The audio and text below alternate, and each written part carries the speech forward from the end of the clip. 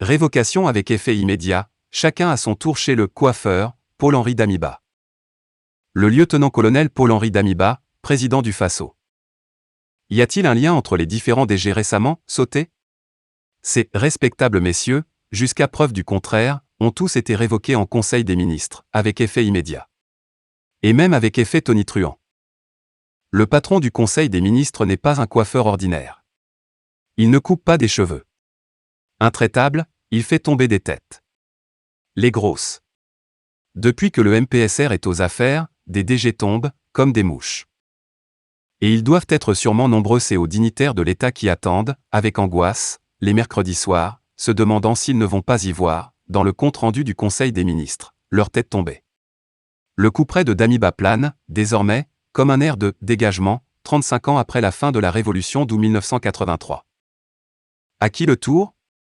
Rendez-vous aux prochaines réunions hebdomadaires de l'exécutif, dans la très attendue rubrique « Révocation avec effet immédiat ». À côté, les « nominations » ont même perdu un peu de leur côte. Le régime du MPSR vient ainsi d'inaugurer une nouvelle manière d'éjecter les hauts fonctionnaires de l'État, comme à la « Tom Sank ». C'est bien connu, les changements de régime amènent leur lot de changements au sein de la haute administration. Car bien souvent, le DG doit son poste au parti dont il est membre ou qu'il sert pour ne pas perdre son fauteuil. On peut comprendre donc, à la limite, le ménage qui est en train d'être fait. Mais encore faut-il y mettre la manière. Que reproche-t-on au DG révoqué avec effet immédiat? Pourquoi ne pas se contenter seulement de nommer un nouveau responsable à un poste stratégique ou jugé juteux, au lieu de faire dans l'emphase par des formules dont l'utilité reste encore à prouver? Difficile de ne pas voir derrière ces révocations avec effet immédiat, une volonté d'humilier, de montrer ses muscles.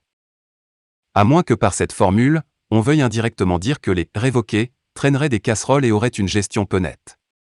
Dans ce cas, l'on attend de la justice qu'elle se mette en branle et dise clairement ce qu'on reproche à ses responsables, à part leur appartenance supposée ou réelle au pouvoir passé. Sont-ils vraiment victimes d'une chasse aux sorcières, comme dira l'autre, dans cet engrenage implacable de la politique où les puissants d'aujourd'hui ont tendance à rabaisser les puissants d'hier? Et le cercle vicieux se poursuit.